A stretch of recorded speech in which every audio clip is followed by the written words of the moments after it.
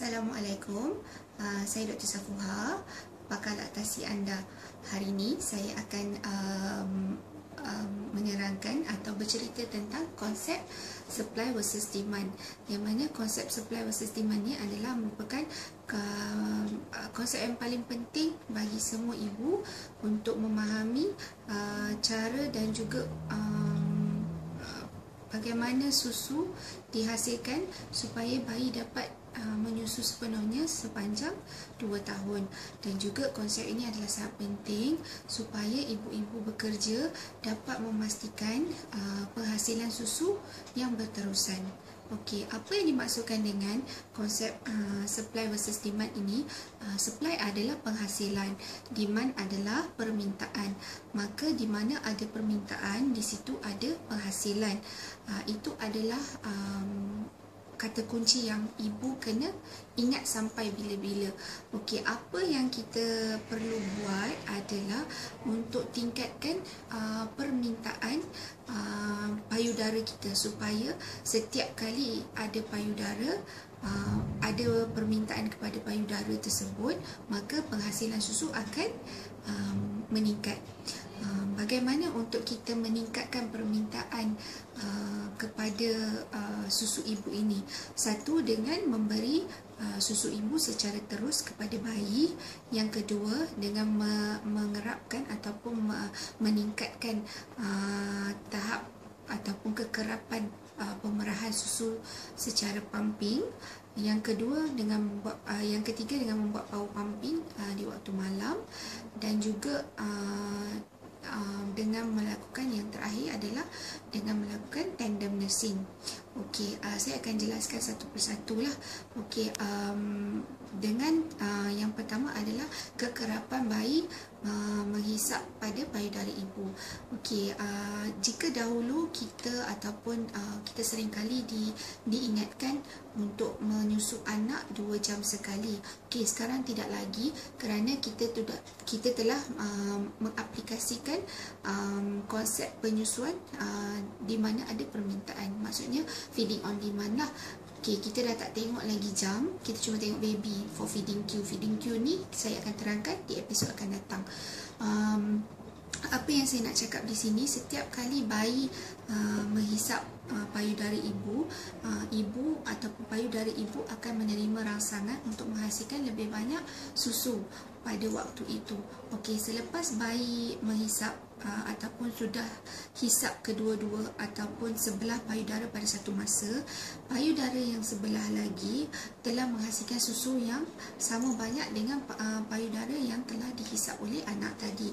Okey, maka payudara kiri atau kanan yang tidak dihisap oleh anak itu, ibu boleh pump untuk mengosongkan payudara tersebut.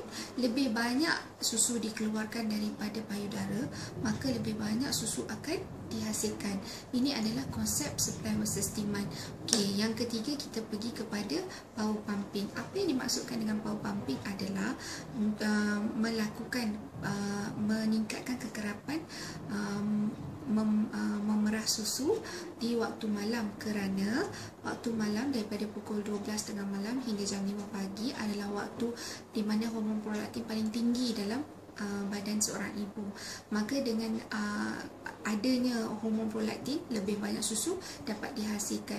So jika kita kerapkan pemerahan susu waktu itu, lebih banyak susu dikeluarkan daripada payudara seorang ibu, maka lebih banyak susu akan dihasilkan daripada payudara tersebut. Okey, yang keempat adalah konsep tandem nursing, yang mana lebih kurang dengan yang pertama dan yang kedua, tapi kita gabungkan. Yang pertama tadi adalah direct latching ataupun kita menyusu anak secara langsung, dan yang kedua adalah pemerahan susu ibu. Okey, di sini ada dua kaedah tandem nursing lah. Yang mana yang pertama, ibu boleh menyusu anak belah kanan dan sebelah kiri pula memerah susu pada waktu yang sama. Okey, kaedah yang kedua adalah belah kanan bagi susu kepada anak yang baru lahir, dan yang belah kiri kita beri kepada anak yang lebih besar sedikit ataupun belum sampai 2 tahun lah. Okey, jika ada. Ini adalah kaedah tandem nursing. Apa kepentingan tandem nursing adalah sama saja konsepnya, kita nak pengosongan payudara ibu. Bila payudara ibu dikosongkan, maka lebih banyak susu akan dihasilkan. Jika ibu-ibu ingat lagi, saya telah terangkan di episod yang pertama mengenai penghasilan susu ibu. Bila anak latching pada areola ataupun kita perah susu ibu, maka rangsangan akan dihantar ke otak untuk menghasilkan susu dengan merangsang hormon prolaktin dan juga oksitosin untuk mengeluarkan susu itu keluar daripada susu ibu. Jadi sekiranya payudara ibu dikosongkan, maka waktu itu otak menerima rangsangan untuk menghasilkan lebih banyak susu kerana otak tahu yang ibu ini memerlukan susu yang lebih. Jadi kesimpulan yang saya ingin katakan di sini ialah mungkin di fasa awal kelahiran ibu-ibu tidak mendapati kebengkakan susu ataupun mendapati amount yang mengalir daripada payudara itu adalah sangat sedikit. Tetapi jangan risau, dengan cara rangsangan ibu boleh mendapatkan amount yang lebih banyak. Yang penting tekad dan juga istiqamah dalam segi mengosongkan payudara ibu. Okey, itu saja untuk kali ini. Kita jumpa lagi di episod akan datang. Sekian, saya Dr. Safuha, pakar laktasi anda. Terima kasih.